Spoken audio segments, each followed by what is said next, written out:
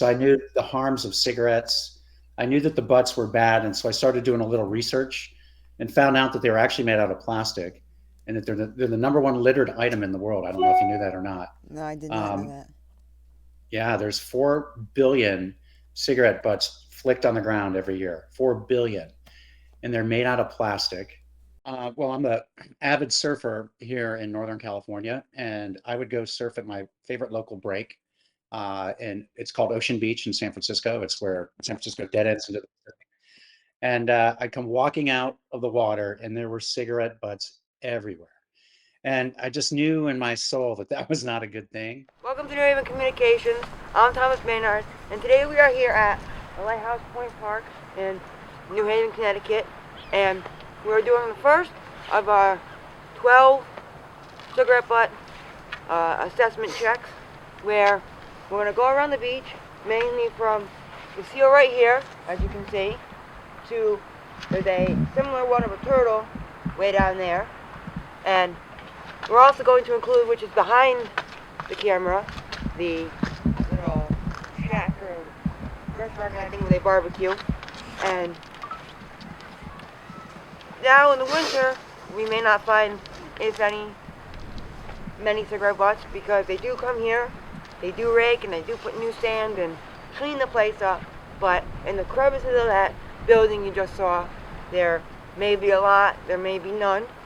But my prediction for the assessments is in the winter months, it'll be kind of like a graph, kind of low, no cigarette butts and nothing, or if any. But once you start to get to like mid-May, June, and towards like September, all those months, it's going to be a peak, because a lot of people will be here, and maybe during those months' assessments, we'll get interviews and whatnot. But this is kind of just the land. We're going to have the camera rolling at the wide angle for a time lapse the whole time.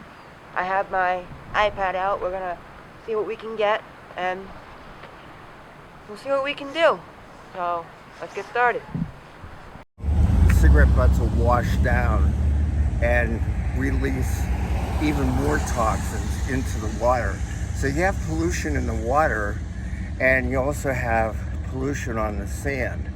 The other thing too is that with people and children playing in the sand and in the water, they have a higher exposure rate to these cigarette butts. I'm not sure if they still do, but I think they used to during the summer months. So food at this little shack or whatever this is over here, this building, and this may be a prime spot for the cigarettes. That's right, I think that is, if you look right there, that is indeed, in fact, worth it. A cigarette.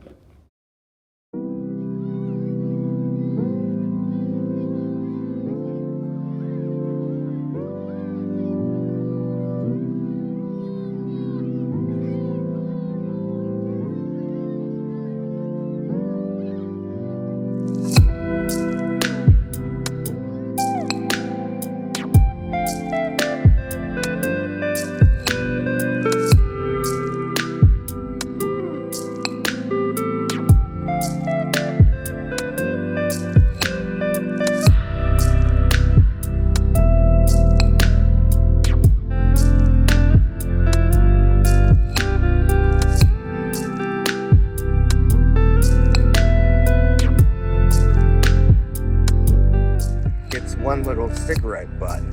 So it's like a grain of sand in a billion, in an area with a billion grains of sand. But there's a certain reality that when you look at this, and if you do a close-up and you get in close, what they do is metric, and they'll take a count of so if you get really close, look at that square. All right, they'll count how many they see in that square. And then what they'll do is they'll go backwards and start multiplying by sections. And that's how, I mean, somebody might say, how do they know that it's 250,000 cigarette butts?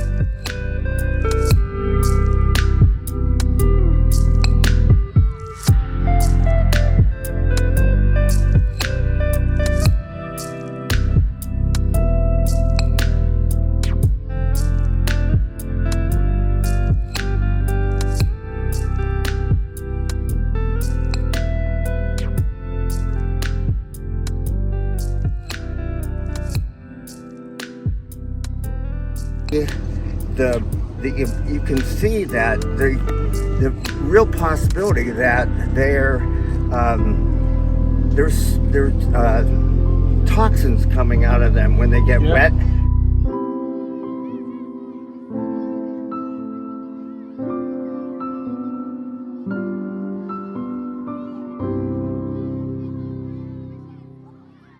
Thank you for watching the first cigarette butt assessment video.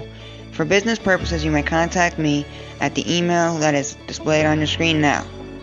And please feel free to join us for more videos such as the Alliance Children's Theater Rainbow Fish, and feel free to take a look at the past videos such as the Pizza Works restaurant, which is located in Old Saybrook, Connecticut, and the tour of the Marble House, which is located in Newport, Rhode Island. Thanks for watching. Make sure to like and subscribe, and we'll see you next time.